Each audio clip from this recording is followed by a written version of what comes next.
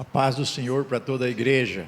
Amém. Damos graças a Deus por mais uma oportunidade de estarmos na sua presença para aprendermos a santa e poderosa palavra de Deus. Agradeço a Deus por essa oportunidade, agradeço ao pastor Antes, nosso pastor, que nos dá essa oportunidade, essa confiança de transmitirmos mais uma porção da palavra de Deus.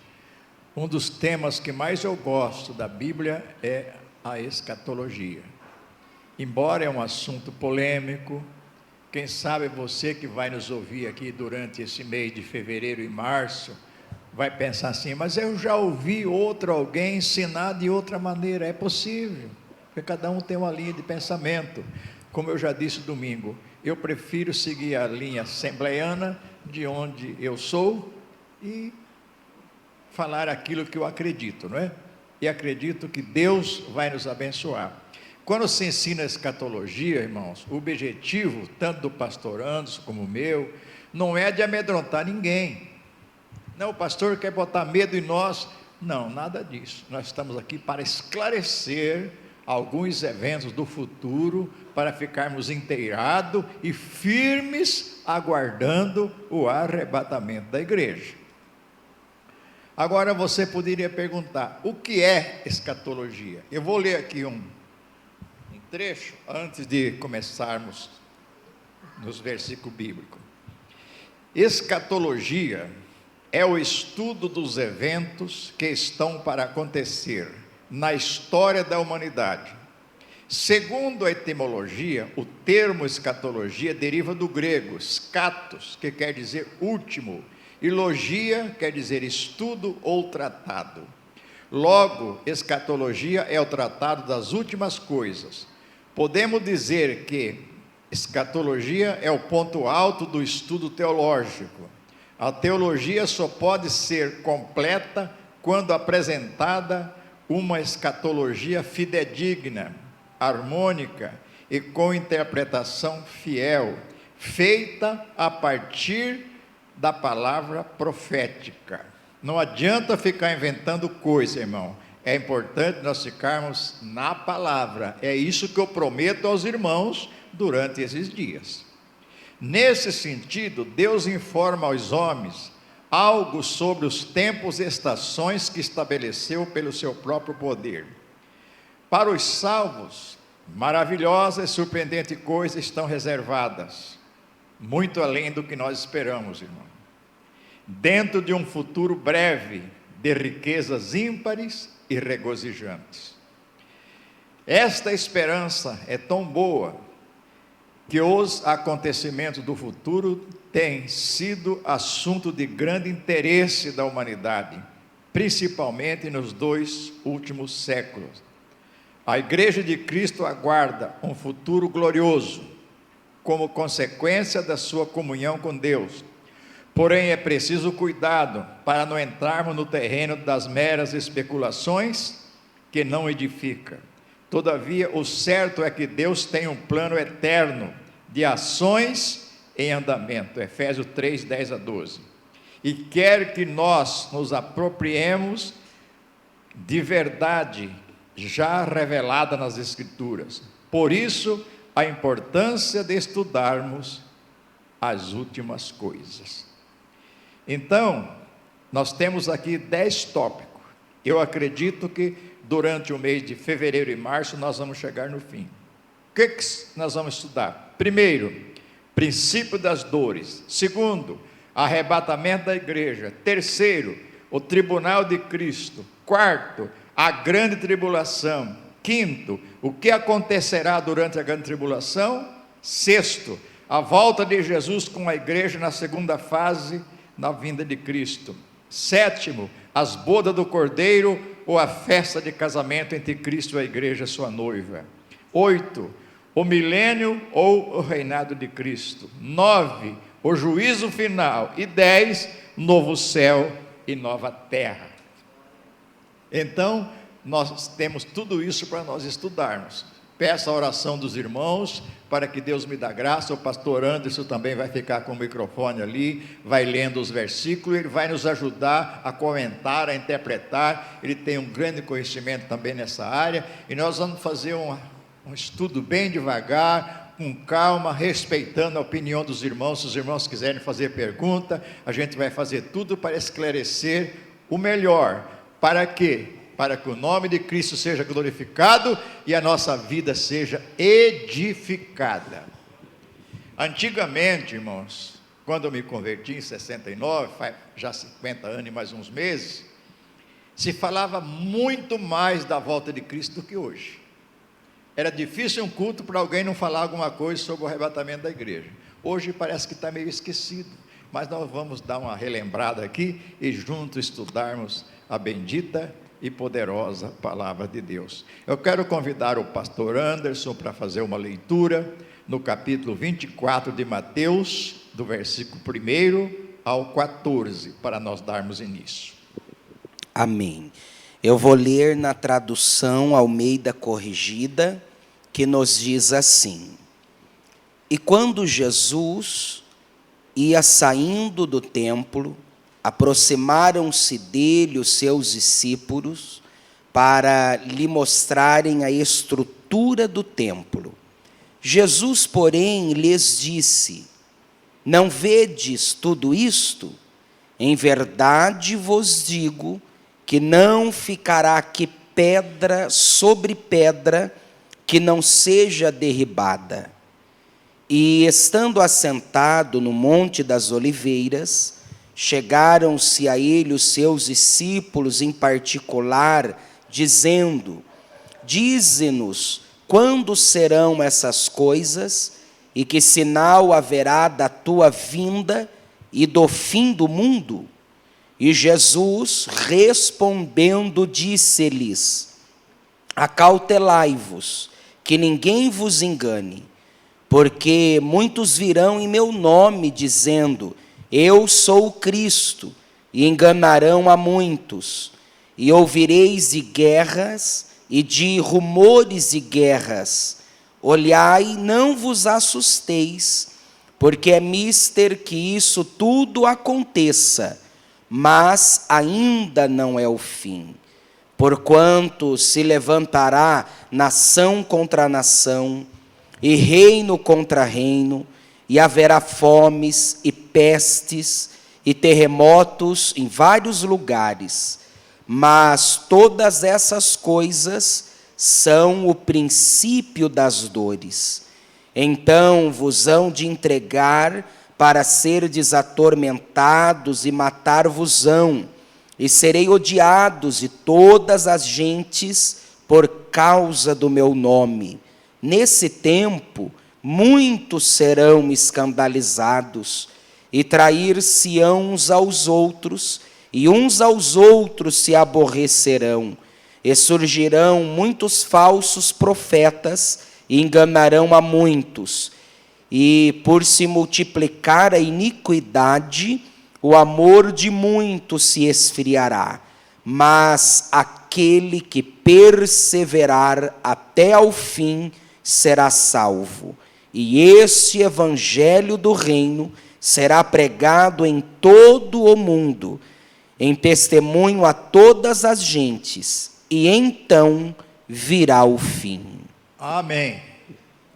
Então nós vemos essa leitura, a qual vamos comentar versículo por versículo, nessa introdução de hoje, e vamos deixar que o Espírito Santo vai revelando aquilo que ele quer revelar. Então, nessa leitura que o pastor Anderson fez, no versículo 3, os discípulos fizeram 3 perguntas a Jesus. O que eles perguntaram? Quando serão essas coisas? Ou seja, a destruição de Jerusalém. Que sinal haverá na tua vinda e do fim do mundo? Então, quando eles entraram no templo, os discípulos chamaram Jesus para mostrar a estrutura. Aí Jesus falou: vocês não estão vendo aqui tudo isso aqui? Em verdade vos digo que não ficará pedra sobre pedra que não seja derribada. Os discípulos ficaram preocupados com aquilo. Em particular, perguntaram para Jesus: Quando serão essas coisas? Quer dizer, quando é que vai ser a destruição de Jerusalém? Que sinais haverá da tua vinda e do fim do mundo? E se nós olharmos no capítulo 24 e 25, nós vamos ver que Jesus explicou, respondeu as 3 perguntas. Porém, no versículo 8, ele fala do princípio das dores.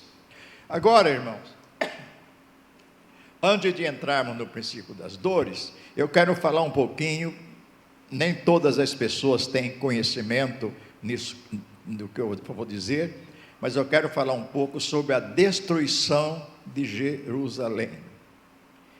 Antes da destruição, o povo teve vários avisos com respeito ao que ia acontecer. Alguns sinais apareceram. Primeiro, aonde é que o pastor Valdemar descobriu isso? Eu tenho lá em casa a história dos Hebreus escrita por Joséfo, Flávio Joséfo. E Flávio Joséfo estava vivo na época que a Jerusalém foi destruída no ano 70. Então ele escreveu tudo o que pôde. É claro que não tem como falar tudo, que senão eu tinha que pegar o livro História dos Hebreus e ficar lendo para os irmãos aqui uma ladainha que vocês iam enjoar. Mas eu apanhei algumas coisas que dá para os irmãos entenderem. Primeiro, eles viram um cometa que tinha a forma de uma espada, que apareceu sobre a cidade durante um ano inteiro. Então eles tiveram essa visão, um cometa com a forma de uma espada. Durante um ano inteiro aquela sinal ficou aparecendo. Os intérpretes, bajulador, dizia para o povo que era a espada do Senhor que vinha para livrar o povo. Mas os mais sensatos acreditavam que era a espada do inimigo que viria contra eles, contra o povo de Jerusalém. Número 2, durante a festa da Páscoa, apareceu próximo ao altar uma luz tão forte que a noite parecia dia, coisa que nunca tinha acontecido antes. Eles viram essa luz forte, era Deus mostrando para eles alguma coisa do que ia acontecer. Número 3, durante a mesma festa, uma vaca que ia sendo levada para ser sacrificada, deu à luz a um cordeiro no meio do templo, coisa que nunca aconteceu. Então tudo isso foram sinais que estavam mostrando para eles que alguma coisa ia acontecer. Número 4, pelas 6 horas da tarde, no mesmo dia, a porta do templo, que era de bronze e muito pesada, se abriu sozinha. Flávio Joséfo escreveu que 20 homens apenas conseguiam empurrar a porta um pouco. A porta era com ferrolhos fortes, com trancas fortes, e ela abriu sozinha. Novamente veio as 2 interpretações. Alguns diziam: Deus está abrindo as portas para nós. Mas os mais sensatos diziam: Jerusalém vai ser cercada, as portas vão ser arrombadas e vai cumprir o que está escrito. Então Deus estava mostrando esses sinais. Depois da festa da Páscoa, ao nascer do sol, eles viram em toda a região carros cheios de homens armados, atravessando as nuvens, espalhar-se pela cidade. Novamente eles interpretavam de 2 maneiras. Uns achavam que era o exército de Deus que veio para livrar, outros achavam que era o exército do inimigo que estava prestes a entrar lá.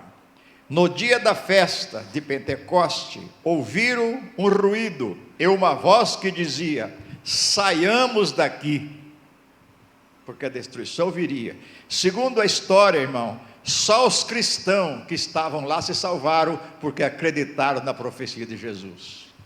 Eles fugiram, porque a Bíblia é assim que dizia: fujam para os montes. Número 7, 4 anos antes da guerra, ou de começar a perseguição, um camponês por nome Arno exclamou: voz do Oriente e do Ocidente, voz contra Jerusalém e contra o templo. Dia e noite ele exclamava. O camponês foi preso, castigado, surrado, mas cada golpe que ele levava, ele gritava mais alto que Jerusalém ia ser destruída, que Jerusalém ia ser cercada. Mas ele não parava. Mesmo castigado, ele continuava dizendo. Foi considerado como um louco, mas ele continuou por 7 anos e 5 meses, proferindo as mesmas palavras. Deus levantou esse camponês para alertar o povo, mas eles não acreditaram. Sem interrupção nenhuma durante esses 7 anos. Mas quando Jerusalém foi cercada, viu-se o efeito das suas palavras. Ele rodeava as muralhas e continuava a clamar: desgraça sobre Jerusalém e sobre o templo. E tendo acrescentado: desgraça sobre mim. Quando ele falou isso, uma pedra tirada pelos romanos por uma máquina o atingiu e derrubou por terra, e ele exclamou dizendo as mesmas palavras. Então, coisas que aconteceram antes da destruição.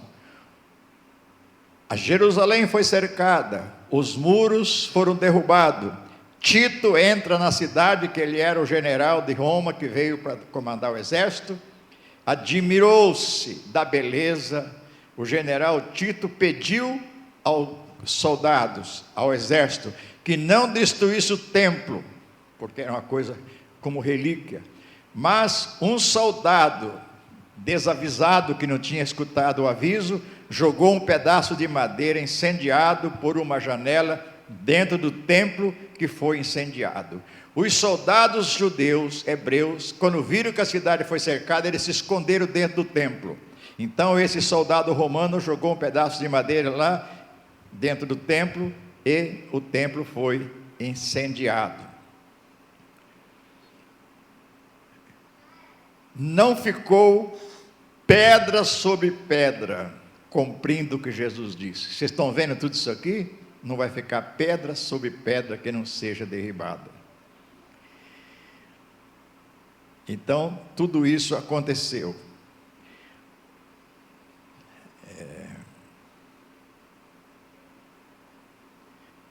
Então, o ouro que foi construído o templo, ele derreteu pelo fogo e escorreu pelas fendas das pedras. E o que é que o povo fazia? Retirava as pedras para pegar o ouro. Por isso não ficou pedra sobre pedra. A quentura, o calor do fogo derreteu o ouro e eles encaixou ali nas fendas das pedras, e eles então raspavam, tirava as pedras, raspava para aproveitar o ouro. Então, meus irmãos, tudo isso foi aviso que Jerusalém ia ser destruída. Joséfo conta que uma mulher por nome Maria, muito rica, que veio para Jerusalém, de uma outra cidade, e quando Jerusalém foi cercada, a fome foi tão grande que eles não tinham o que comer. Essa mulher arrancou o filho do seio e disse: você é um infeliz. Matou o filho, preparou e comeu. Chegou alguns soldados lá sentindo o cheiro de carne e disse para a mulher: você tem comida aí que nós estamos sentindo o cheiro? Ela disse: tenho. Matei o meu filho, comi um pouco, tem o resto aqui, vocês querem comer, vocês podem. Eles ficaram horrorizados, pastor Anderson, e não quiseram comer. Então são coisas que não está escrito na Bíblia, irmão, porque foi depois que aconteceu, no ano 70, mas tudo isso aconteceu para que a palavra de Jesus cumprisse. E se isso cumpriu, irmão, as demais vão cumprir também, as quais nós vamos meditar para a glória e honra do nome do Senhor. Então,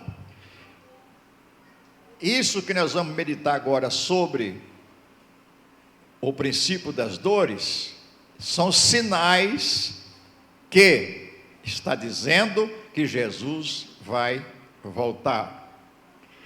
Um outro sinal, irmãos, juntamente com esses, é o retorno de Israel para Jerusalém.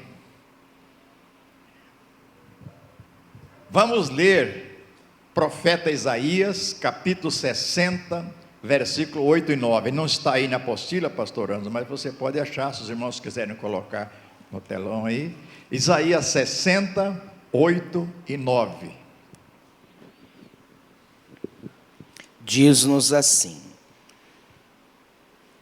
o que vejo voando como nuvem para Israel, como pombas para seus ninhos, são navios dos confins da terra, de nações que confiam em mim. À frente vêm as grandes embarcações e Tarsis, trazendo de volta o povo de Israel, que vem de lugares distantes, com sua prata e seu ouro. Eles honrarão o Senhor, eu, Deus, o Santo de Israel, pois Ele o encheu de esplendor. Amém. Aqui é uma profecia que o povo que foi disperso de Israel para outras nações voltaria, tanto de navio como de avião. Quem são esses que vêm voando como pomba, olhando para a janela? Naquele tempo não tinha avião, mas Deus já sabia que ia vir. Então, por isso, irmão, essa palavra é fiel e verdadeira. Nós devemos crer de todo o nosso coração. Eu ouvi uma vez de um professor lá em Curitiba, dizendo que, anos atrás, um avião foi buscar um grupo de Israel no local bem deserto, em outras nações, não me lembro a nação que era. Eles não conheciam avião, estavam magricelos lá sofrendo, então eles foram lá com o avião buscar. Quando eles viram o avião, aquele negócio grande, eles tremeram de medo, falaram: nós não vamos entrar nisso daqui não. Não queriam entrar no avião para vir para Israel de jeito nenhum. Aí precisou um rabino que estava junto pegar a Bíblia e ler Isaías 60, 8 e 9, que estava cumprindo a promessa que eles iam voltar para a terra. Aleluia. Aí eles conseguiram entrar no avião e voltar. Então, meus irmãos, tudo isso aconteceu para cumprir aquilo que Jesus disse, que Deus disse. Outra promessa do retorno deles, Ezequiel 37, versículo 12. Vamos ver outra promessa deles retornarem para a sua terra. Eu estou lendo, irmãos, na Nova Versão Transformadora, por isso que é uma palavra um pouco diferente da corrigida. Portanto, profetiza para eles e diga: assim diz o Senhor soberano: ó meu povo, eu abrirei as sepulturas do exílio e os farei sair delas. Então os trareis de volta à terra de Israel. Amém. Ezequiel profetizou: Deus ia abrir as sepulturas. Eles estavam lá exilados como sepultados. Mas Deus falou: não se preocupe, eu vou abrir a sepultura e vou trazer vocês de volta. Vocês sabem que no ano 47, 46, 47, Israel foi se tornado nação novamente, e de lá para cá não parou mais de vir israelita para lá. O governo fica até com dificuldade de colocar todos. Quando eu estive em Israel anos passados, o pessoa que estava lá nos indicando lá, o guia, ele contou uma história que eu achei importante. Ele disse que quando a rainha de Sabá veio visitar Salomão, ficou lá um tempo, ela saiu grávida de lá de Salomão, coisa que não ficou escrito na Bíblia. E os anos se passaram, e lá ficou uma descendência de Israel através de Salomão. E daí o governo de Israel, sabendo disso, pediu ao governador da Etiópia que ele queria trazer esses descendentes de Salomão que estavam lá. E o governo da Etiópia caiu na bobagem de dizer para o governo de Israel o seguinte: eu só deixo se você tirar eles todos em um dia só. Coisa impossível. Mas o governo de Israel, pastor Anderson, abraçou a proposta. Aleluia. Arremessou todos os aviões que eles tinham lá, até os de guerra. Comunicou com o povo de lá: fiquem esperando que nós vamos buscar vocês. E quando o governo menos esperou, ele foi lá num dia, rapelou tudo que tinha lá dos descendentes de Salomão. A palavra de Deus, meus irmãos, cumprindo, porque Aleluia. Esta é a fiel palavra de Deus. Tudo isso é sinal da volta de Cristo. E o que diremos, irmãos, da reconstrução do templo? Vocês sabem que Israel hoje não tem templo. No lugar do templo está a mesquita dos muçulmanos. Mas Israel tem o material pré-fabricado, tudo prontinho para construir o templo. Quem se lembra, o antigo templo, quantos anos demorou para ser construído? Quem se lembra sem ler a Bíblia? Quanto? 40? 46 anos. Se você quiser conferir, João 2:20. 46 ou 47, por aí, parece que é 46. Agora, irmãos, assim que receberem autorização para construir o templo, pastor Anderson, rapidinho estará construído. Porque o templo vai ter que ser construído, porque o anticristo vai profanar o templo. Vai existir templo. Então, meus irmãos, tudo isso está dizendo para nós o seguinte: Jesus está chegando. Esses tempos atrás, eles tinham tudo pronto, faltava só a novilha vermelha que eles sacrificavam na inauguração do templo. Aí descobriram, Monte Júnior, que lá na Índia tinha. Eles foram lá buscar uma matriz de avião, e hoje já tem muitas novilhas vermelhas, estão preparadinho para a construção do templo, mas a igreja do Senhor está preparadinha para subir no arrebatamento. Aleluia! Então esses, meus irmãos, são os sinais que Jesus Cristo disse, e muitos outros que nós vamos estudar no decorrer desse estudo. Vamos então aqui para o capítulo 24. Vamos, capítulo 24, versículo 5. Falsos cristos. Pode ler, pastor. Mateus 24, versículo 5. Porque muitos virão em meu nome dizendo: eu sou o Cristo, e enganarão a muitos. Eu não tenho aqui, irmão, um apanhado de quantos falsos cristos ao longo desses 2000 anos já vieram, já apareceram, mas muito. Não é só esse Henrique Cristo de Curitiba, não, isso aí é um coitado. Mas muitos outros falsos cristos vieram e muita gente foram enganadas.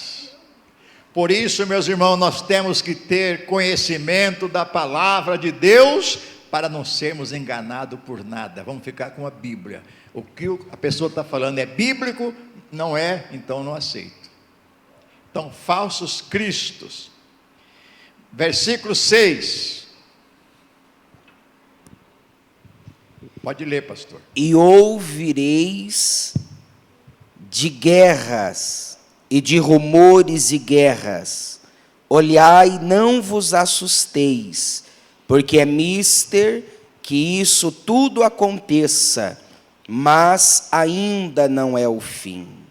Ouvireis de guerras e rumores de guerras. Então, meus irmãos, o que nós estamos vendo hoje? O mundo se preparando para uma terceira guerra mundial. Aquelas duas bombas que foi explodida lá em Hiroshima e, como é que é a outra? Nagasaki, né? Nagasaki e Hiroshima. Segundo os entendidos, elas tinham cada uma meio megatão, que eu procurei no dicionário essa palavra, não achei. E hoje os Estados Unidos têm bombas que têm 30 megatons, 60 vezes mais poder de mais potência do que aquelas que foi explodidas no Japão. Vocês que já leram as histórias sabem o estrago que foi feito na época, e até hoje, segundo os historiadores, nasce crianças aleijadas com efeito daquela bomba. Imagina os irmãos, como vai ser quando estourar a Terceira Guerra Mundial. Eu deixo com o pastor Anderson, ele pode comentar mais alguma coisa sobre guerra, rumor de guerra. Você é um homem estudado e pode dizer o que você pensar aí. Não, agora eu não vou falar. Pastor, pode falar. Pode. Vamos dar sequência então. Então é isso que nós dissemos, irmão. Guerra, rumores de guerra, estamos aguardando uma terceira guerra mundial. Ainda, Mateus 24, 7. Uma nação guerreará contra outra, e um reino contra o outro. Haverá fome e terremotos em várias partes do mundo. Nação contra nação. É uma briga, ainda não começou a guerra, mas é uma briga econômica, uma briga teológica, uma briga tremenda. Quando acontece algo em uma nação, outras sofrem. Hoje o mundo está interligado, o dólar sobe, a economia baixa, aquele rolo tremendo. Então, nação contra nação, reino contra reino. Isso, meus irmãos, vem acontecendo, é o que Jesus Cristo disse. Há briga até entre as igrejas, até entre os evangélicos, um querendo subir mais do que o outro. Mas, meus irmãos, a igreja do Senhor, a noiva de Cristo, está aguardando o dia do arrebatamento. E veja que diz assim: terremotos em vários lugares. No século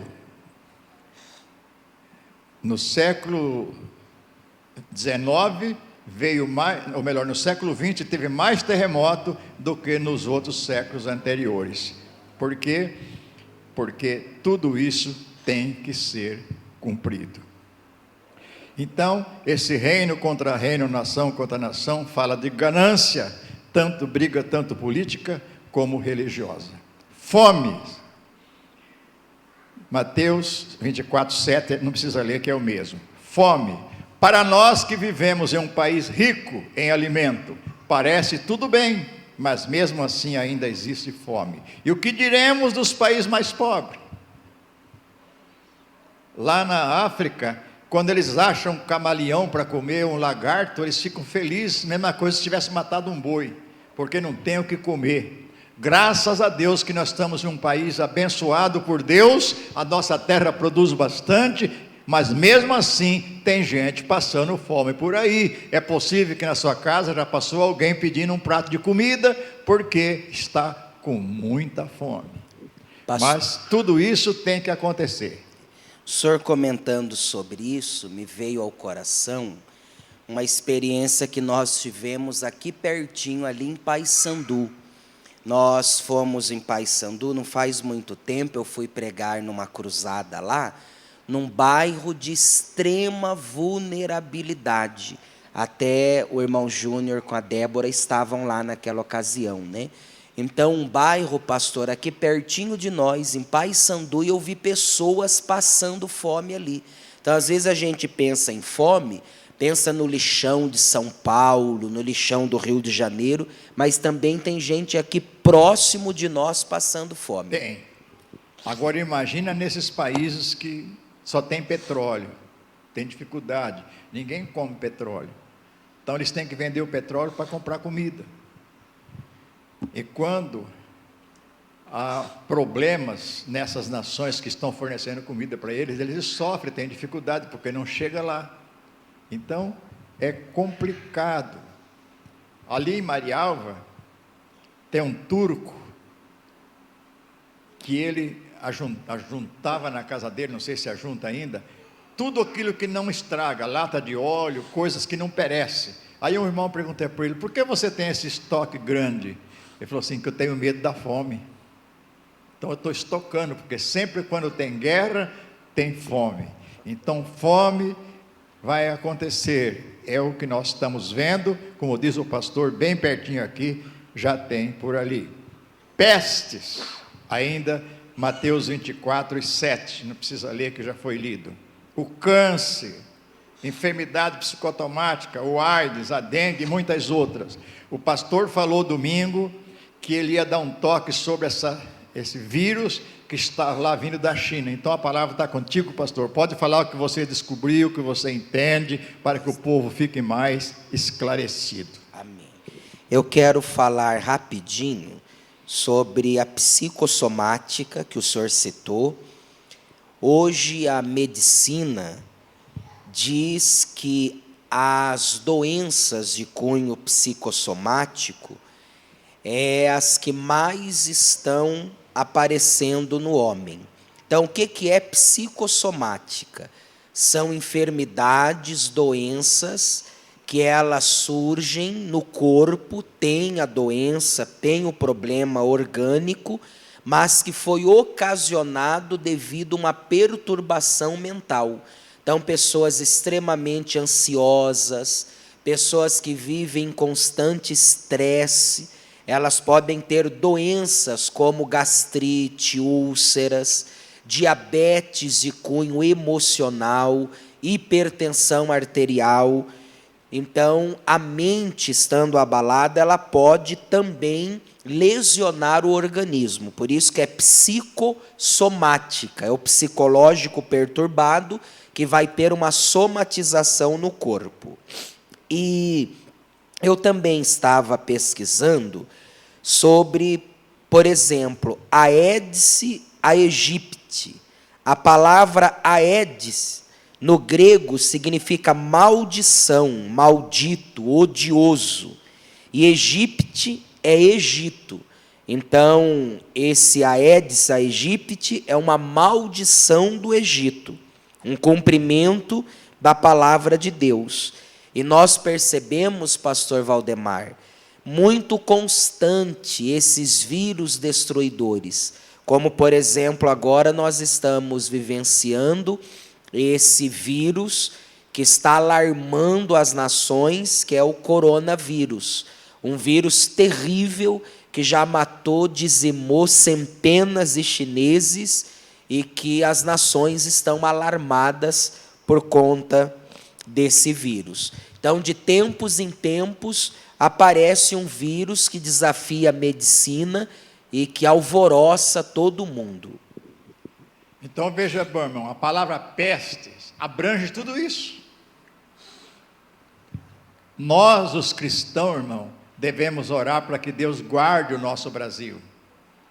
Parece, pastor Anderson, que ainda não foi confirmado nenhum caso, só suspeito, né? Não sabe ainda se vai ser confirmado. Tem 11 famílias lá na China que estão separadas, lá isoladas, e querem voltar para o Brasil. O presidente da República quer trazer, mas quer trazer com segurança, para não contaminar outros aqui. Então, eles vindo para o Brasil vão ficar isolados lá num local, para não complicar a situação dos brasileiros aqui. O negócio está apertando cada dia mais, irmão. E o que nós vamos fazer? A Bíblia diz, quando acontecer essas coisas, olha para cima, que a vossa redenção está próxima. Aleluia. O câncer, por exemplo, é uma peste. Se a pessoa for lá no médico e ele examinar, olha, você tem um tumorzinho aqui, mas é benigno, isso aqui nós vamos dar um remédio, vamos tirar, não vai ter problema. Mas se falar que é câncer, irmão, as pernas tremem. E o pior, quando o médico determina, você não tem mais do que 6 meses, 1 ano de vida. Então a pessoa entra numa depressão tremenda, porque não é fácil. Então tudo isso, irmão, Jesus disse que ia vir. Ele é conhecedor do passado, do presente, do futuro. Então nós não estamos falando coisa aqui tirado de um jornal que alguém escreveu, mas da Bíblia Sagrada, a santa e poderosa palavra de Deus. Nós pulamos aqui o versículo 8, mas leia o versículo 8 que fala do princípio das dores. Tudo isso, porém, será apenas o começo das dores de parto. Eu gostei dessa versão sua, porque na corrigida não fala dores de parto, fala só princípio das dores. Mas eu vi uma explicação de um pastor, que lá no original é parto, então está certo aqui. Agora pense bem no que eu vou falar. Princípio das dores de parto.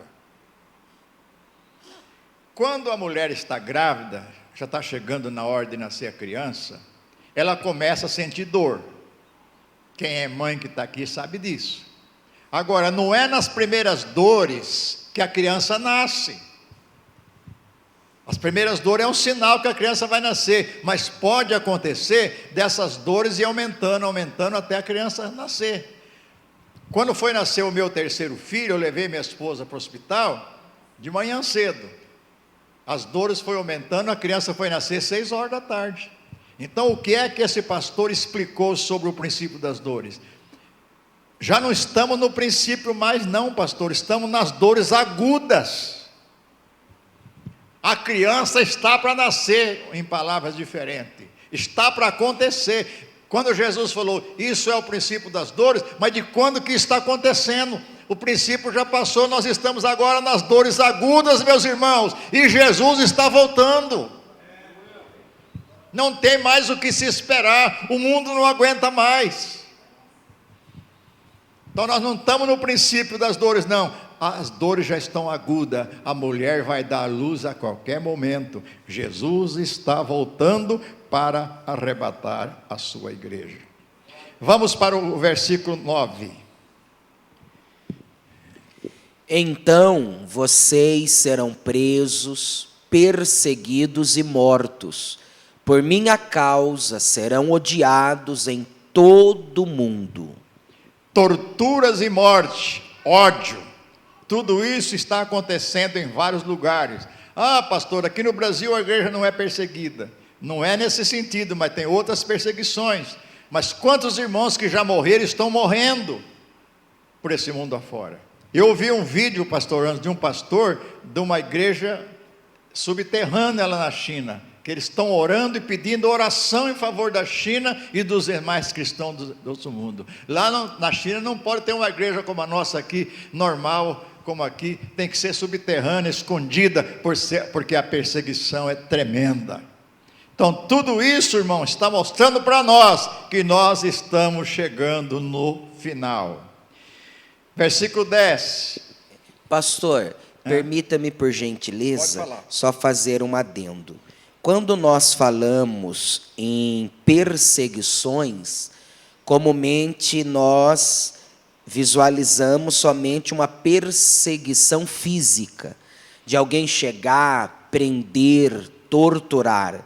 Todavia, no Ocidente, e especificamente aqui no Brasil, nós vivemos uma perseguição, embora não é física, mas é uma perseguição terrível também.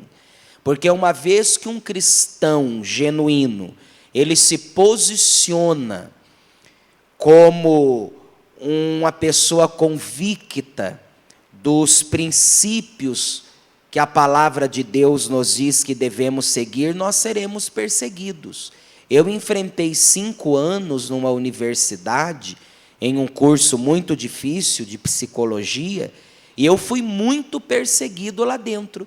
Uma professora, que ela era orientadora, ela me perseguiu do 1º ao 5º ano, porque eu queria fazer uma pesquisa numa linha sobre homossexualismo, e ela não queria que eu fizesse, e começou a me perseguir. Então, nós enfrentamos também no Brasil uma grande perseguição, não física, mas uma perseguição ideológica. E essa ideia, irmãos, do casamento de homem com homem, mulher com mulher, eles querem enfiar dentro da igreja isso daí.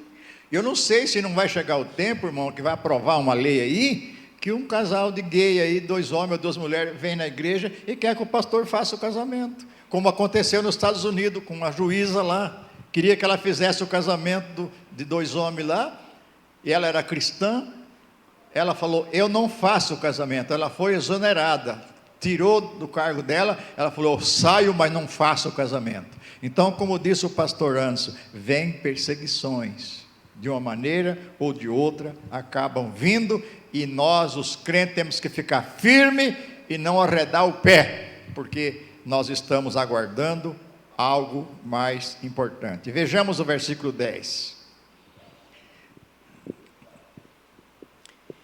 Muitos se afastarão de mim, e trairão e odiarão uns aos outros. Escândalo, traição e aborrecimento. Jesus Cristo disse, é inevitável que venha o escândalo, mas ai daquele por quem o escândalo vier. Seria melhor pegar uma pedra de mó, que pesa mais ou menos 80 quilos, amarrar com a corda no pescoço e pular na profundeza do mar. Aí, um dia eu conversando com o irmão, ainda era novo de crente, eu falei, mas irmão, se ele pegar, amarrar uma pedra no pescoço e pular no fim do mar, ele também vai morrer e vai para o inferno. Aí o irmão falou, pelo menos ele vai sozinho, não escandaliza outros.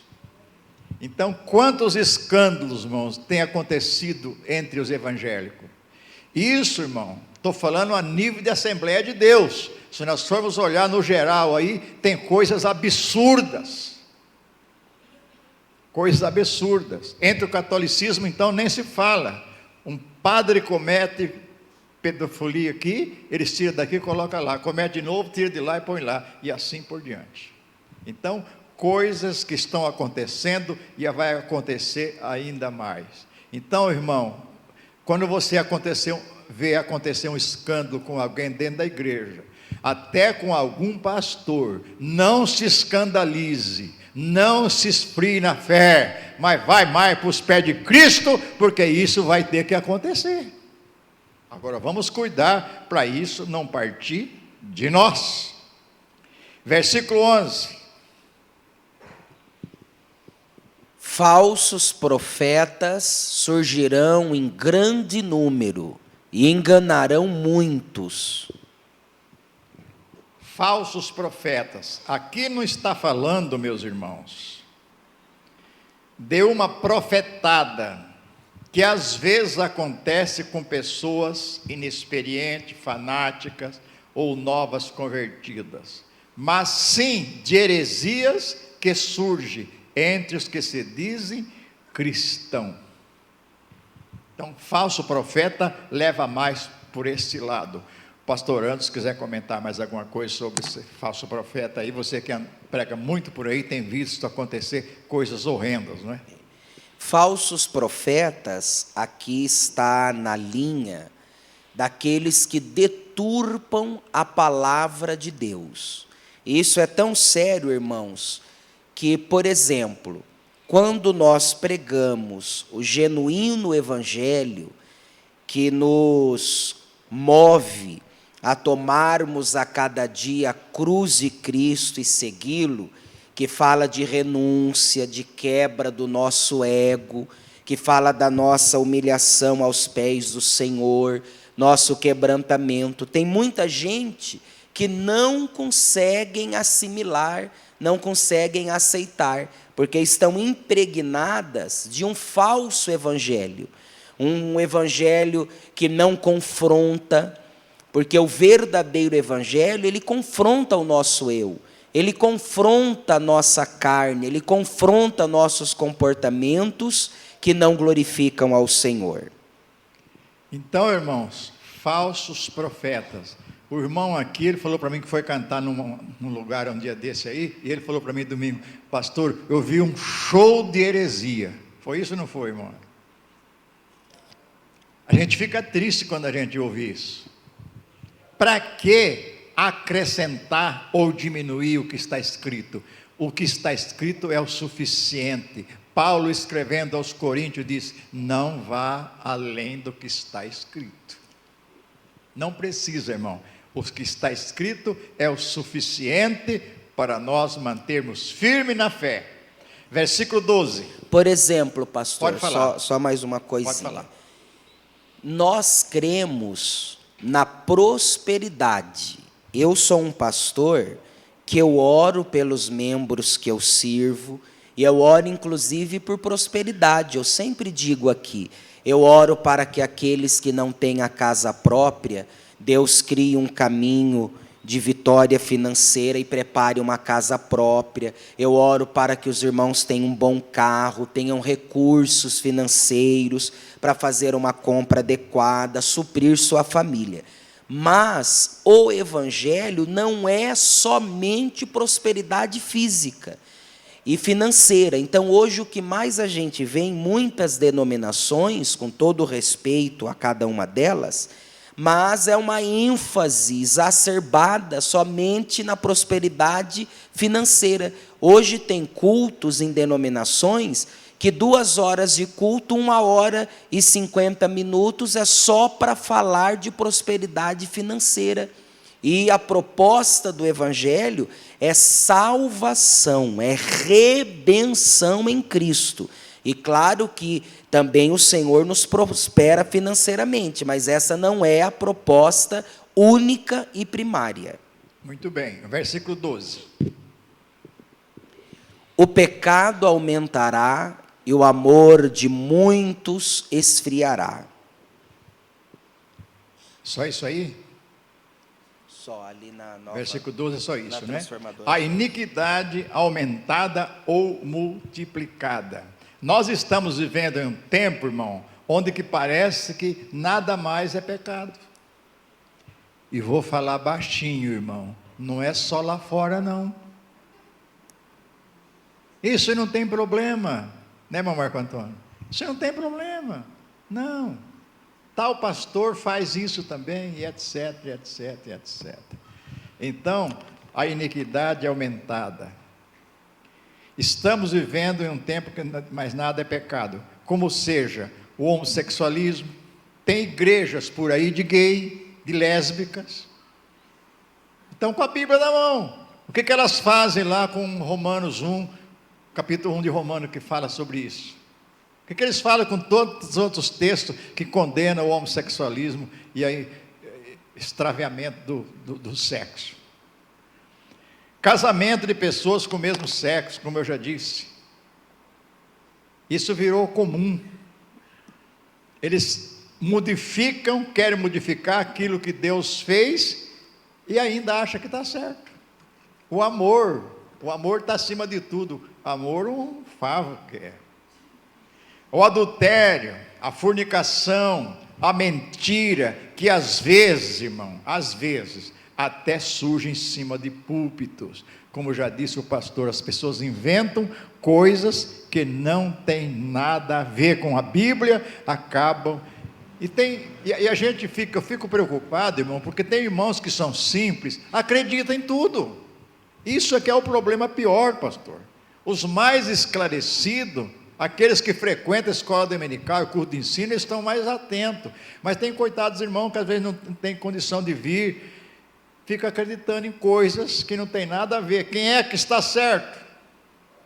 Então, o esfriamento do amor, o pecado tanto fora como dentro da igreja está esfriando o amor. Jesus está às portas, meus irmãos, vigiamos.